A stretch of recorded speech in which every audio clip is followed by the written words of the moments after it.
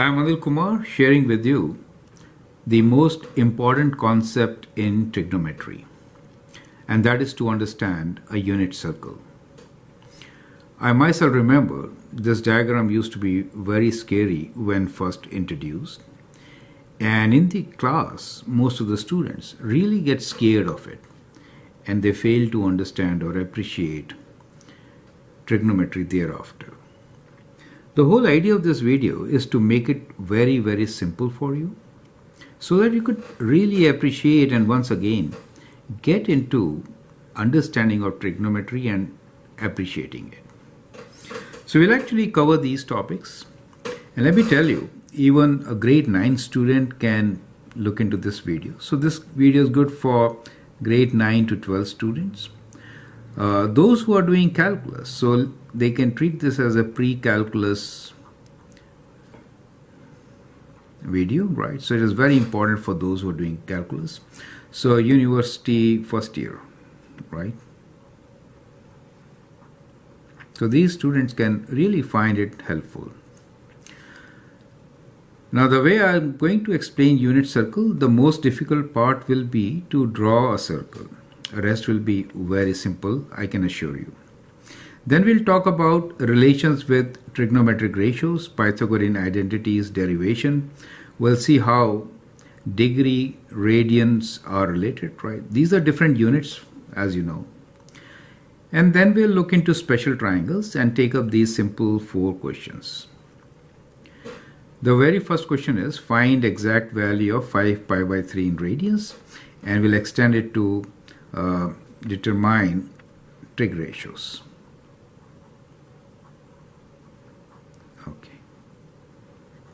Then we'll also see how to sketch an angle of 7 pi by 10, since radians is being introduced to many of my students at this stage. So, and you don't have any protector for measuring radian angles. So we'll see how to sketch such an angle. Question number 3 is, if sine phi is 1 over 3, find all possible values of tan phi. And question number 4 is, point -2, 1 is on the terminal arm, determine trigonometric ratios, right? So we'll also find trigonometric ratios for that particular angle. So let's begin. So as I said, this is the most difficult part, and that is only to sketch a unit circle, right? So I'll make an attempt to make a circle and then we'll begin from there. So this is my circle. Assume that it is a perfect circle, okay? So that is it.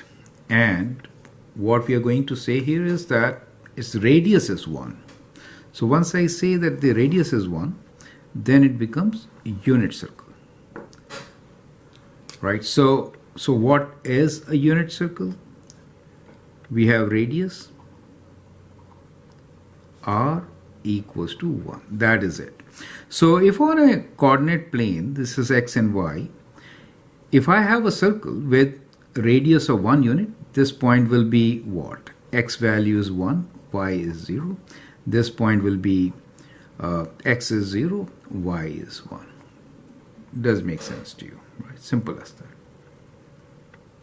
So that becomes a unit circle for us. So as you can see, unit circle is a circle with radius of 1 unit. Now what role it plays in trigonometry? That is what we have to understand, correct? So let me take an radius of r here, for example. Let's say this point, right? So let's take a point AB here. Okay. So if I take a point P which has x coordinate of A, that means this length is A and that height is B. Let's call this angle to be theta. And what we know here is that the radius is 1, so this is 1. Perfect. So what we are looking at is a triangle. So let me sketch this triangle separately. This triangle, let me sketch it here. So we are using this particular triangle where the angle, we'll call this as a principal angle, okay? And the sides are, let me say this is O, right? And let's call this point as Q. So we have this point as O, PQ. And that's the right triangle. P coordinates are A and B, and therefore this adjacent side will be A and the opposite side is B. Well, that reminds me of relations, right? We know sine theta is what? We know sine theta is ratio of opposite to hypotenuse, right? So we can write from this particular triangle that sine of theta is equal to opposite side over hypotenuse, and in this case the opposite side is B and hypotenuse is 1 because we are talking about unit circle. So we have B over 1 or just B, right? So that means B is sine theta, correct? So that is the connection between unit circle and trigonometry. Let's see what is cos theta. So cos theta is, these are lowercase, okay? So these are lowercase. Cos theta is adjacent side over hypotenuse. Adjacent side is A, hypotenuse is 1, so this is A. So A is cos theta. That is to say that any point on this AB could be written as, so any point P can be written as A, which is cos theta, and B, which is sine theta.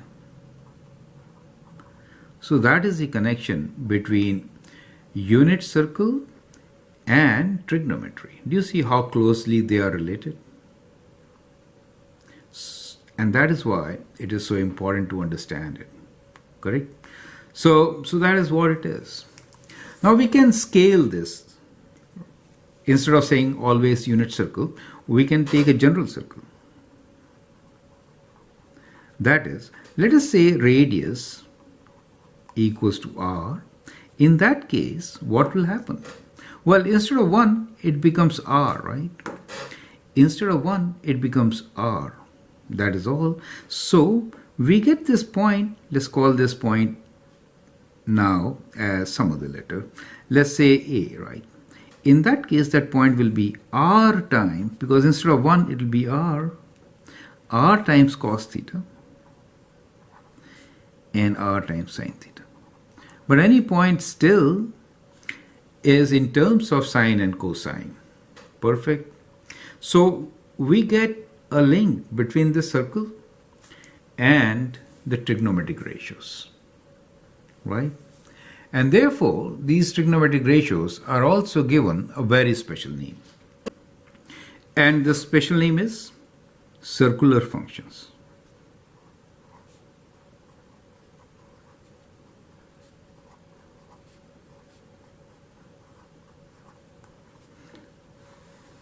So we can refer to trigonometric ratios as circular functions. So that's the beauty of this, right? So with this brief introduction, let's move on and let's explore more about the trigonometric ratios, right? So I think you got the basics. I'll complicate it as we move along. Now let us further explore unit circle and understand trigonometric ratios. So I'll again sketch one unit circle here, this time a little bigger one. So we have this circle. Let me make x and y axis. And now I'll put some scary points on this circle. The radius being 1, right? So if the radius is 1, we have to look for numbers which square and give us 1.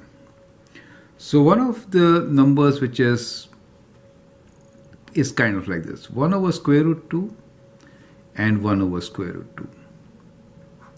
Right, so these numbers actually are all irrational numbers, and that is the reason why most students get scared of this unit circle.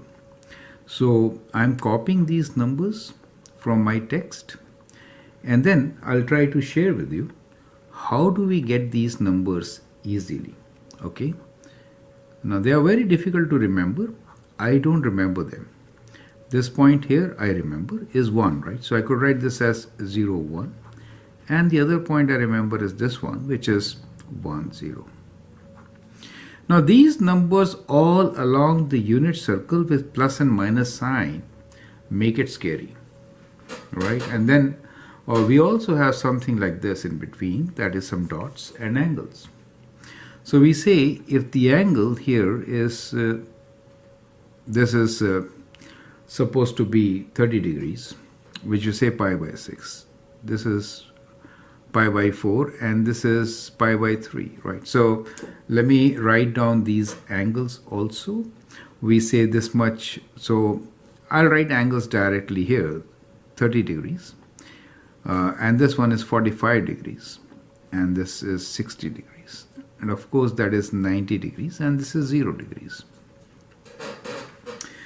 Converting these angles to radians we'll learn later in this video itself, right? And then I'll write those radian angles, but let me write them here. This could be written as pi by 6, this is pi by 4, pi by 3, this is pi by 2. So these numbers are much easier to remember and we will see how to place them. So that is our unit circle with some x and y values. We just learned that any point P, which is AB, on this unit circle could also be written cos theta, sin theta, where the x component is cosine and the y component is sine, right? So if you are given a unit circle, in that case, you can easily read the values from the circle. For example, if I want to know what is cos of 30 degrees, then on this circle, the x component, which is square root 3 over 2, is the exact value. Correct? If I want to know what is sine of pi by 3, so pi by 3 is in radians, that angle, which in degrees is 60 degrees, sine is the y value. We get this as square root 3 over 2. So you can directly read from the unit circle, right?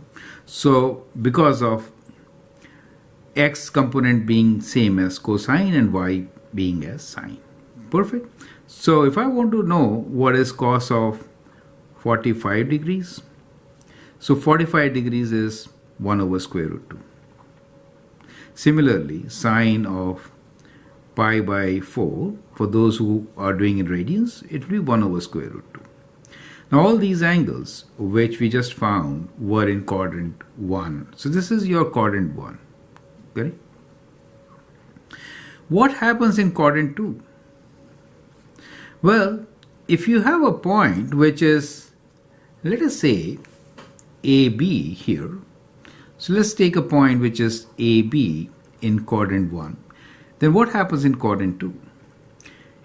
X becomes negative, Y remains positive. So it becomes minus A and B, correct? Now that minus means cos becomes negative. However, sine remains positive. Is it okay? Now here, as you know, all are positive. So we can write A for all being positive. And here, S for sine being positive. Perfect. So if you move along, you can see that in quadrant 3, both A and B become negative, and in quadrant 4, A remains positive. However, B becomes negative. So in quadrant 4, cos becomes positive. So we'll write C here, right? And here, since, both are negative, their ratio will be positive. So tan is the ratio of sine and cosine. So we get your rule, correct? Some of you say cost rule. So all silver teacup, all students take calculus. Either way, you know all trigonometric ratios are positive in quadrant 1, sine is positive in quadrant 2 also, tan is positive in quadrant 3, cosine in quadrant 4. So you get it from here.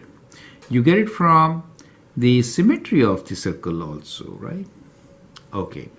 Now, before we move further, let me ease you a bit by saying that these ratios which I wrote here as irrational numbers could be easily found using some special triangles which we'll take later.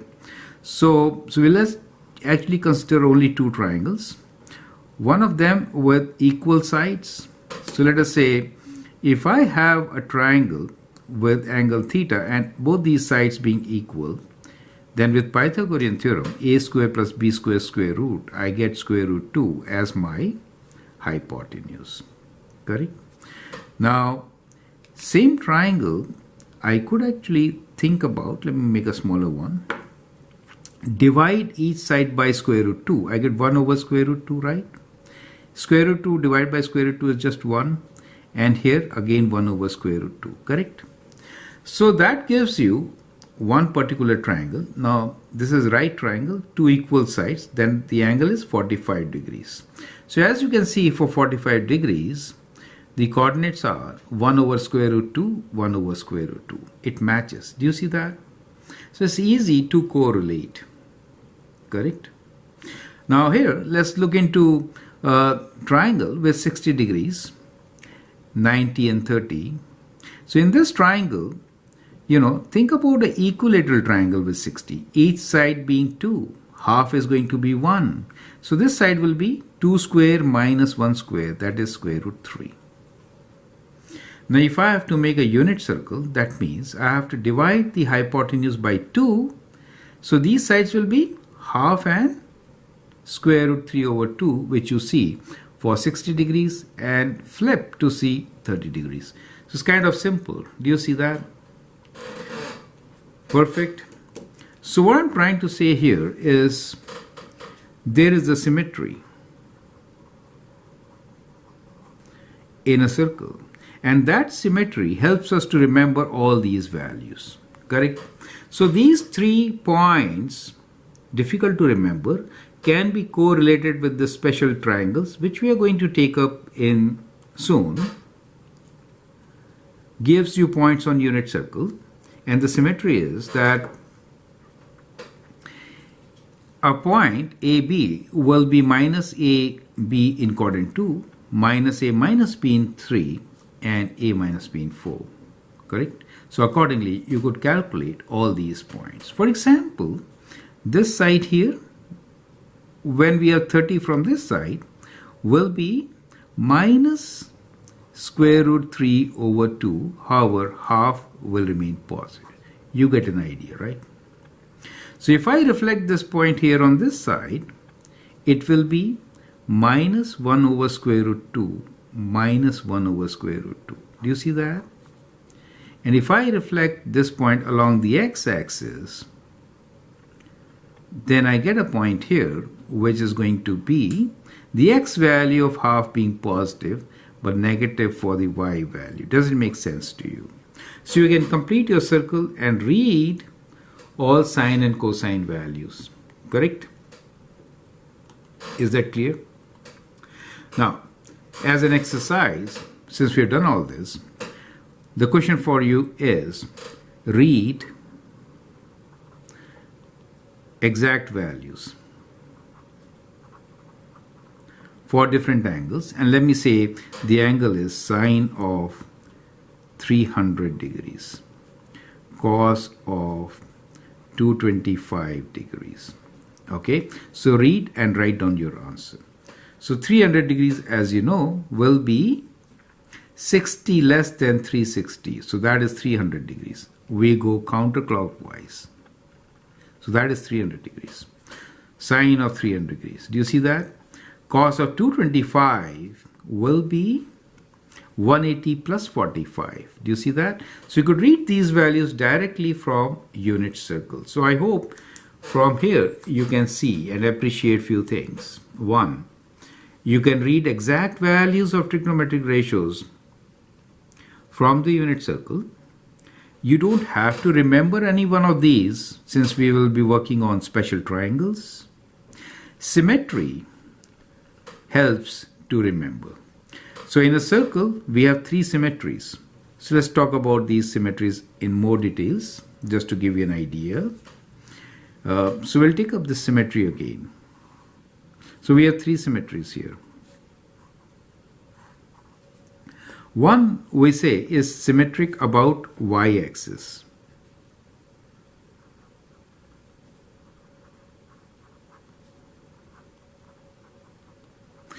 Right? So you could reflect this on this y-axis.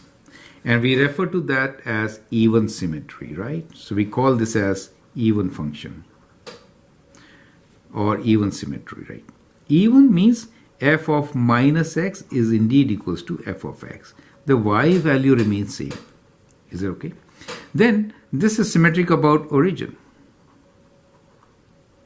that we also call odd symmetry. So in this particular case, f of minus x is equals to minus of f of x. Is that true? The third symmetry, which we'll not give any name for, is symmetric about x-axis. So this semicircle could be reflected, right? So it is about x-axis. So these three symmetries of the circle help you to really work with it very conveniently. So I hope that makes sense, right? So let's move on and look into Pythagorean theorem identities. Now we'll continue to explore unit circle and prove Pythagorean identities for trigonometry, right? So let's again make our circle here. So that's the circle. And we're going to consider a triangle to derive trigonometric ratios, Pythagorean identity, right? So let's say that is the triangle we are considering. As you know, in any unit circle, that is to say, radius being 1, coordinates of the point are cos theta, sin theta. Perfect? So if this is the angle theta for us. So we know the x value here, let me call this as A, is equal to cos theta and B is equal to sin theta. Perfect? That is what we have. Now looking into the Pythagorean theorem itself, we know that a square plus b square is c square. Correct? So from there, straight away, we know a square plus b square equals to c square. Now in our case, a is equals to cos theta, b is equals to sin theta, and c is equal to 1, right? Straight. So we could write here a is cos square theta, a square means, plus sin square theta is equal to 1. So we get our first identity. So this is a very popular identity which will be used so many times. Now it could be rewritten in different ways. So it could be written as, we could write this as cos square theta equals to 1 minus sin square theta. We can also write sin square theta as 1 minus cos square theta. Correct? Now some of you might like to further write this as difference of squares as 1 plus cos theta times 1 minus cos theta. Does make sense to you. Similarly, 1 minus sin square theta can also be written as this. So that is our first trigonometric identity. The others we can actually derive from here. So what we will do, equation 1, let's divide this equation by cos square theta and see what do we get. So what we get here is cos square theta over cos square theta plus sin square theta over cos square theta equals to 1 over cos square theta, right? So we get 1 plus sine over cos is tan, so we get tan square theta equals to 1 over cos is secant square theta. Do you get it? So we get the second identity, which is 1 plus tan square theta is secant square theta. Now, just as we divided this by cos square theta, we could divide equation 1 by sin square theta, right? In that case, what we get is cos square theta divided by sin square theta plus sin square theta divided by sin square theta equals to 1 divided by sin square theta, right? So cos over sin is cotangent, so it is cot square theta plus 1 equals to cosecant square theta, right? So we get another identity, We'll call this as the third identity. So these are three Pythagorean trigonometric identities, right? So these are very, very important identities. We can always use them to solve many trigonometric equations and also to prove identities. So I hope that is absolutely clear. So if I am given that, let me give you a question here. If sine theta is equal to, let us say, 2 over 3, right? Find cos theta. So if sine theta is 2 over 3, find cos theta. Well, many ways to do it, but use identity to find. Let's say sine square theta. Okay, let's say sine square theta is equal to 2 over 3. It could be, right? Then find cos theta. Okay, let me say like this. So let that be a question for you. Let's move on and take some more examples. So we have been referring to angles in degrees and radians. Now in this part of the video, we will understand their relation.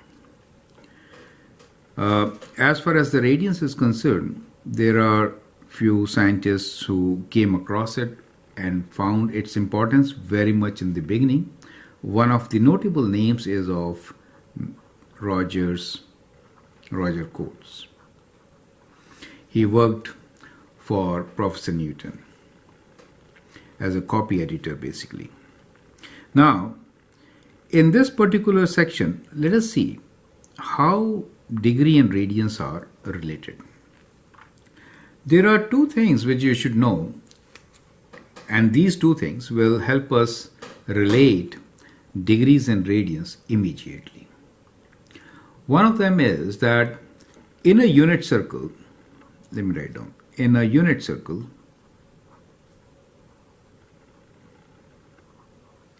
arc length is equal to, there's a numerical value.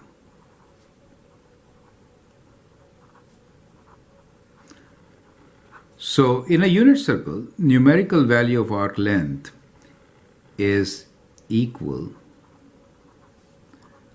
to measurement of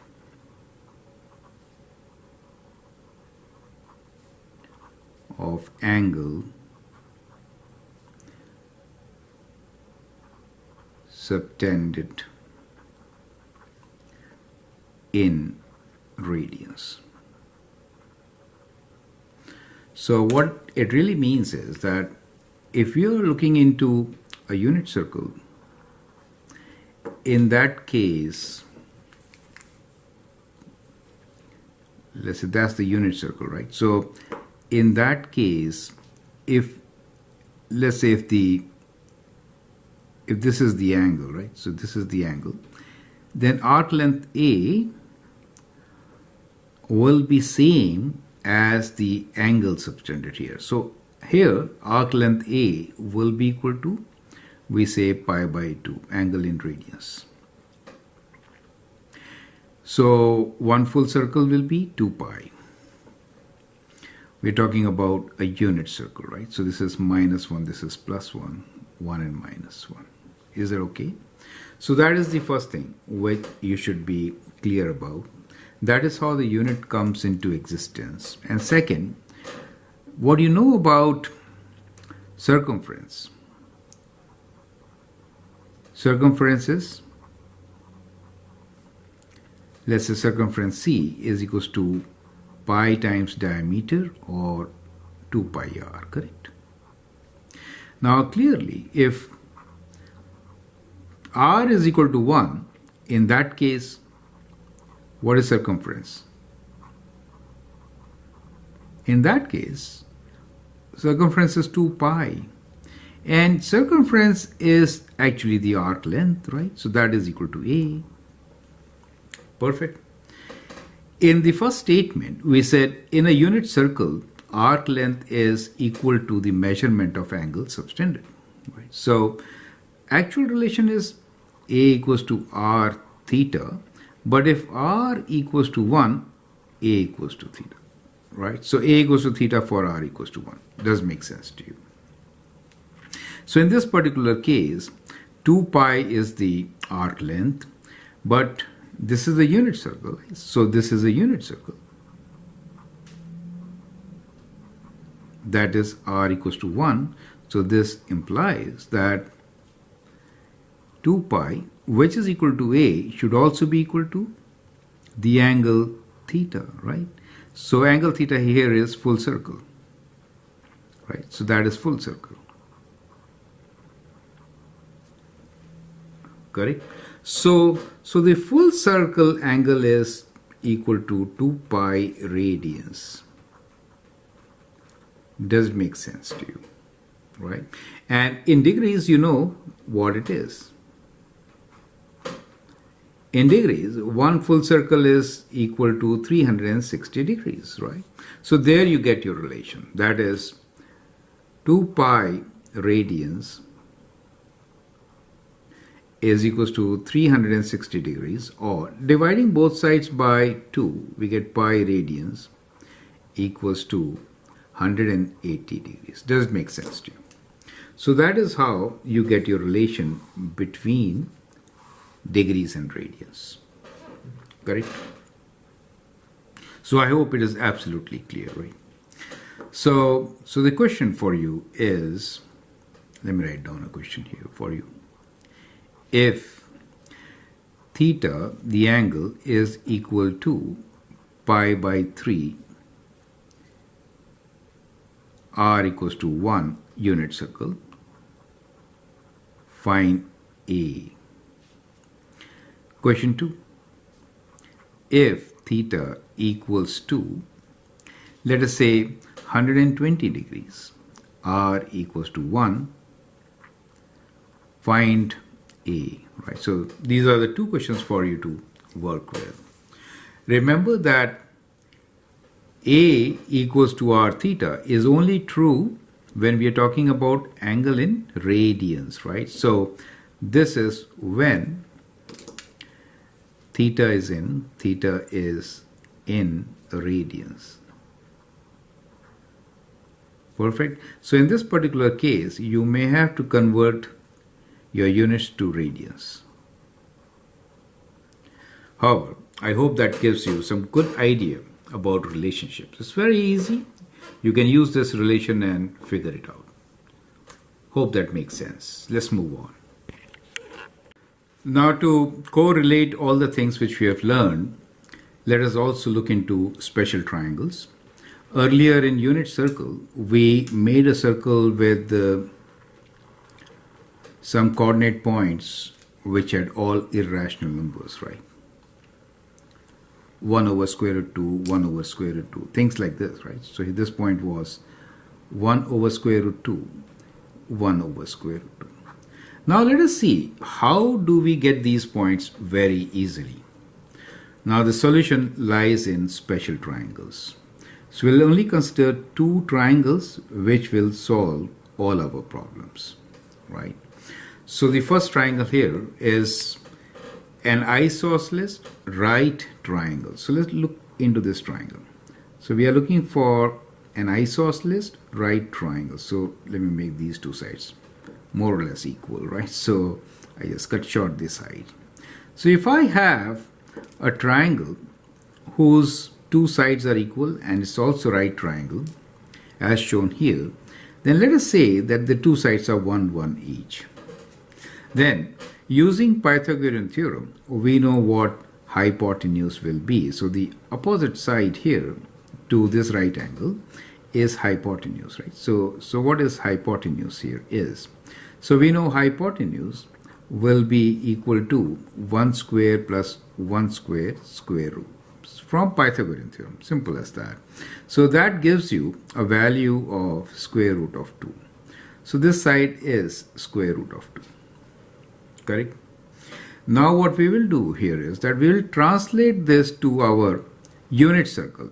Unit circle for us really means that we want this hypotenuse as 1. That is what it means, correct?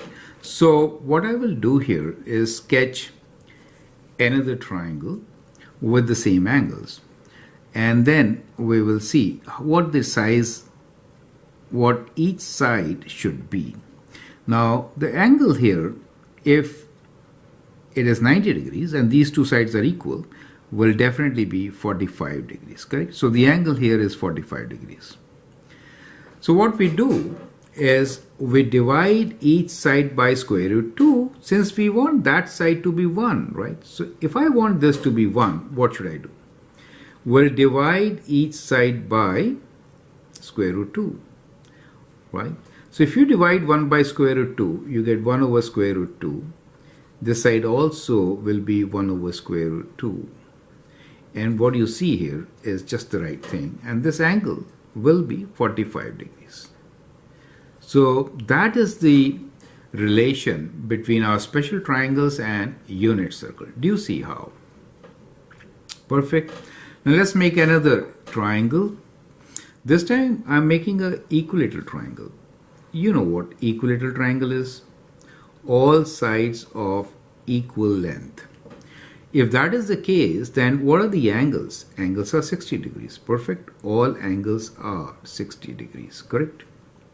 Now if I drop a perpendicular from here, that is going to divide these two sides equally. I should write 3 marks. Is it okay? So this is to say that any perpendicular will be kind of like this. Let me take some good numbers to work with. Let us say each side is unit 2. Half will be 1, 1, correct? Now, in this, what is the altitude? Now that side should be square root of 2 square minus 1 square, right? Which is 4 minus 1 square root of 3. So this side here is square root of 3. Do you get it? Now how do I translate this into a unit circle? Well, let us copy this diagram and scale it. So we are going to scale this diagram. We want this hypotenuse to be 1. So we are going to divide by 2 this time. 2 divided by 2 is 1, of course. Square root 3 divided by 2. And here we get what? 1 divided by 2. Does it make sense? The angle remains same, 60 degrees, right? These are similar triangles. Perfect.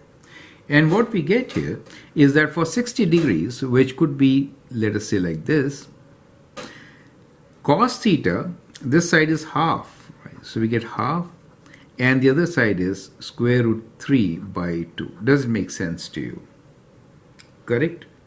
So we get here cos and sine values. Now this triangle could be seen from the other side also. That is, that side is 30 degrees, right? So I could use 30 degrees and write coordinates of this point. So if I take that as my angle, cos theta is square root 3 over 2. And sine is half. So do you see how I get points on my unit circle? So that is direct correlation between our special triangles and unit circle points. The only difference is that in case of special triangle, we take convenient sides with some logic, easy to remember, right? So this is easy to remember.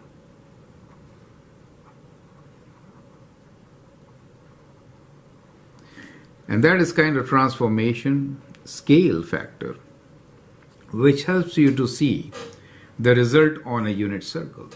So once you make your special triangles, it's easy to get points on the unit circle, and from here you can read trigonometric ratios.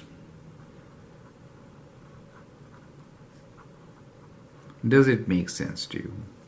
Correct? You can easily read trigonometric ratios. You could repeat these numbers on the other, since you know x values become negative here, y values become negative there, right? So easy to construct your unit circle. So now the question for you is create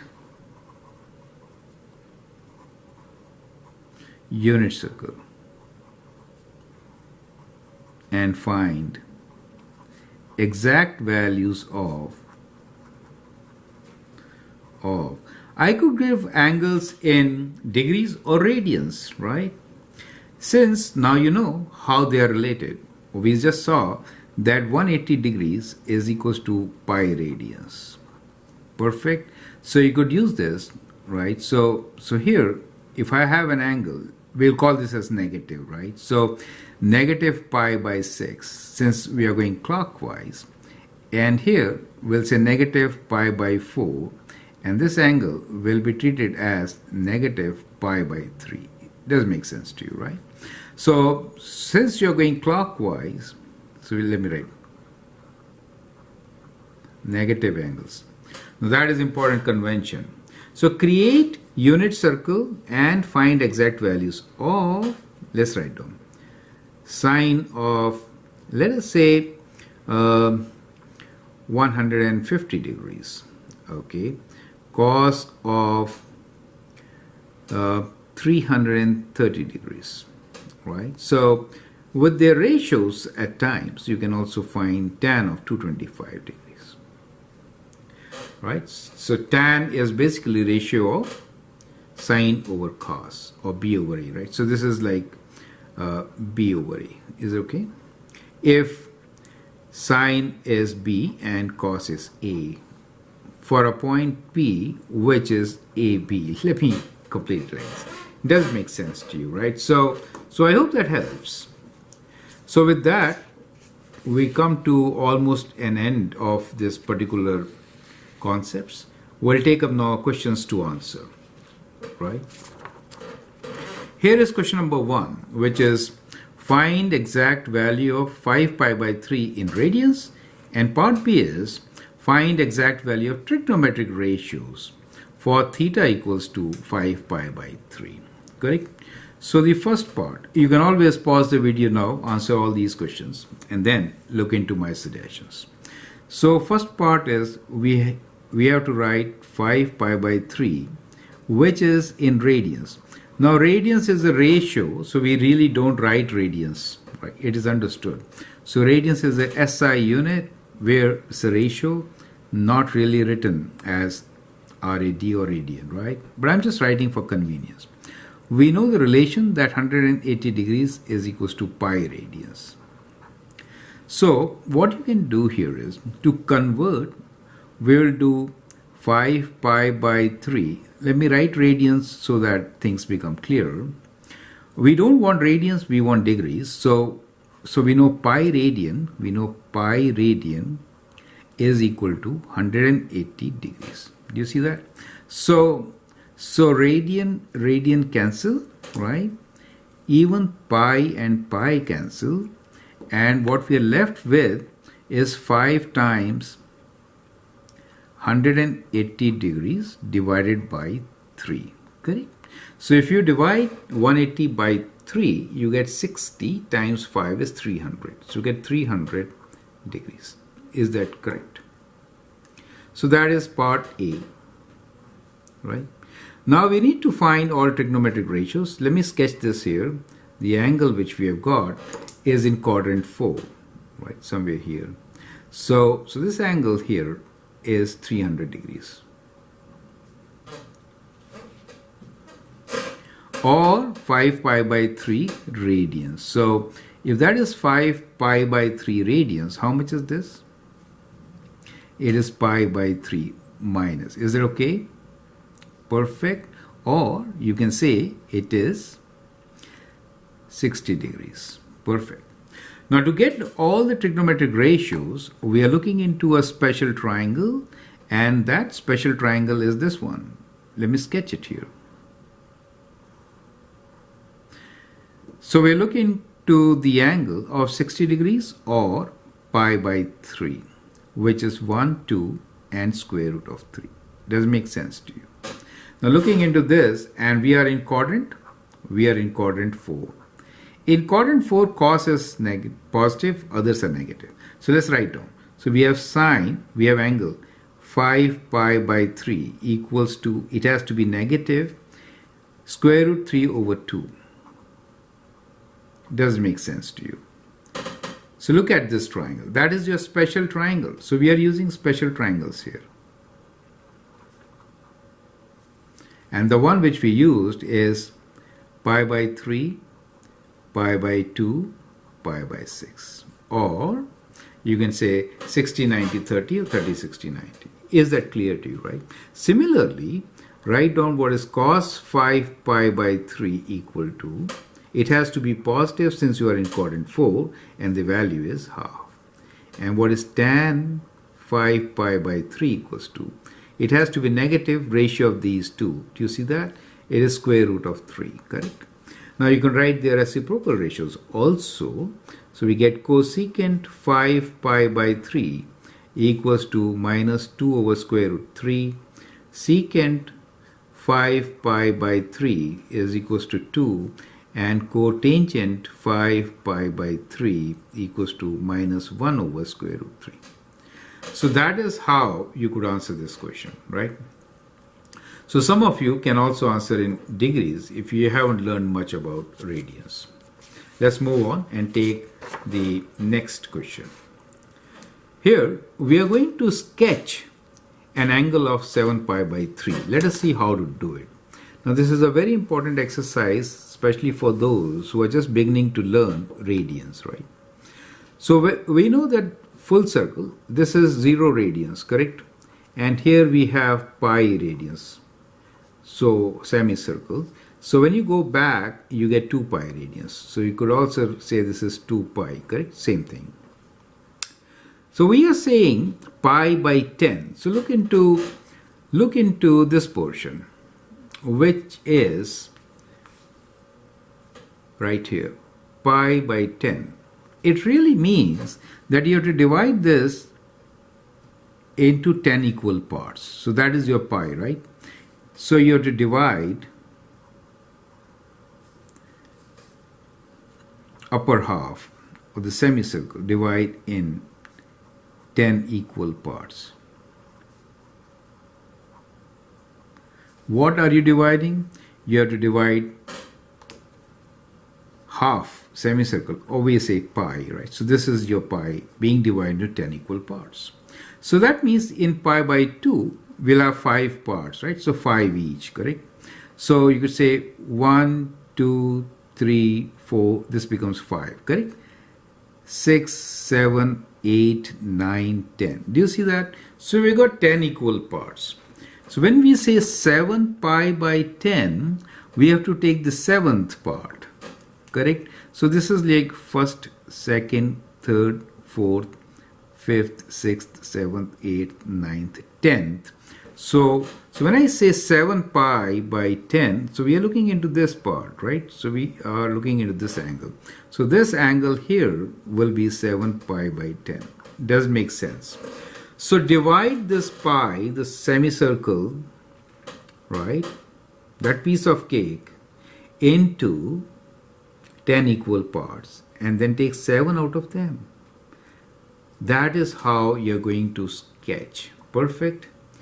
Let's practice. Now let's do something else, which is, let's say 3 pi by, let's say 3 pi by 8, for example. So if I say 3 pi by 8, let me do minus 3 pi by 8 so that I work in this half. So minus 3 pi by 8 will mean we are looking into this half in that direction. Is that okay? So that gives me negative.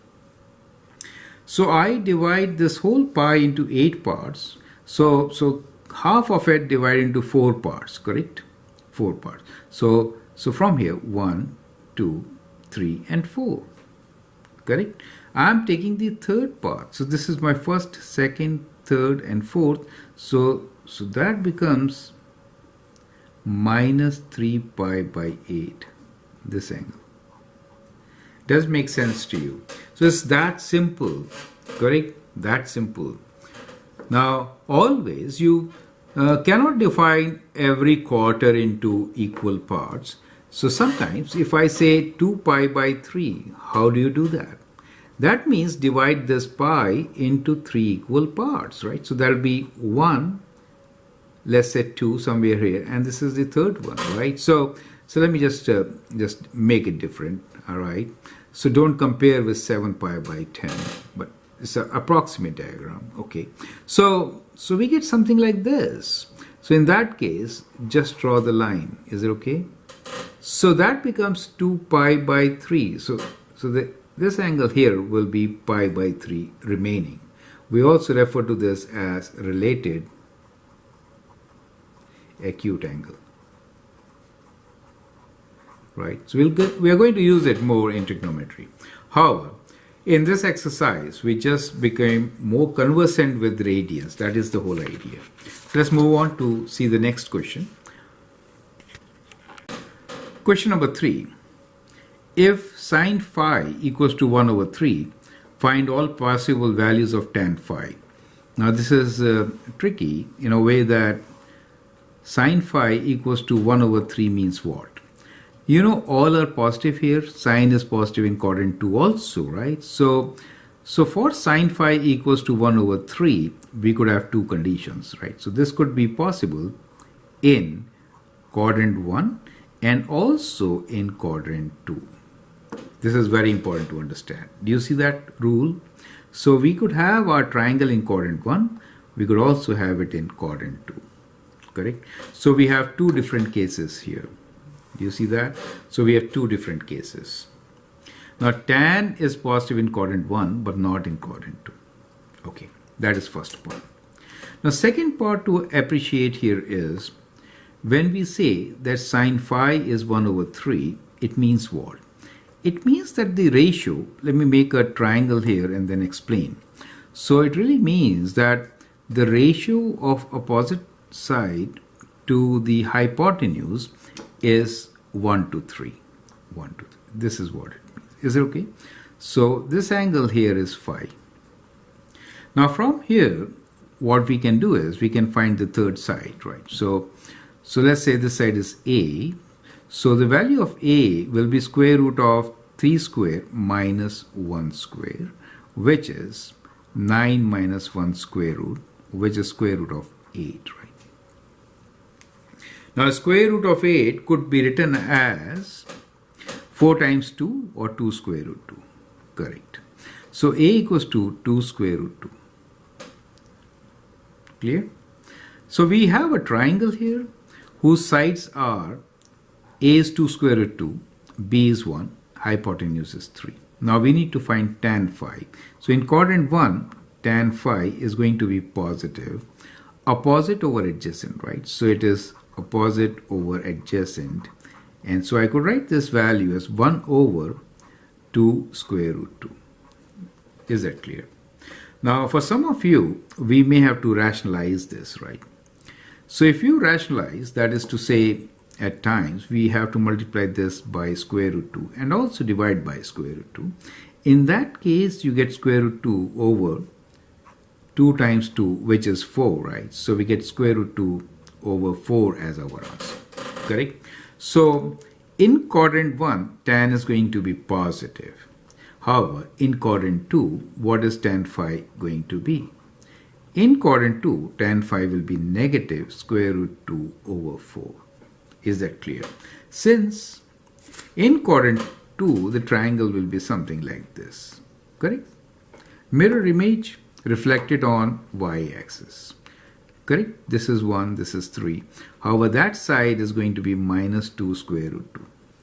And that is why you get two different answers. So our answers will be, depending on the position of phi, right?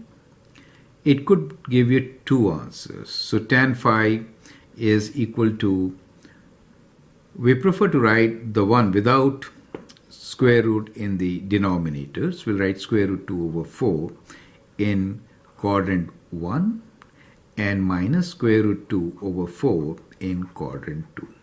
Correct? So that is how we are going to answer this question. So let's move on and take the next question, which is also the last question of this particular video.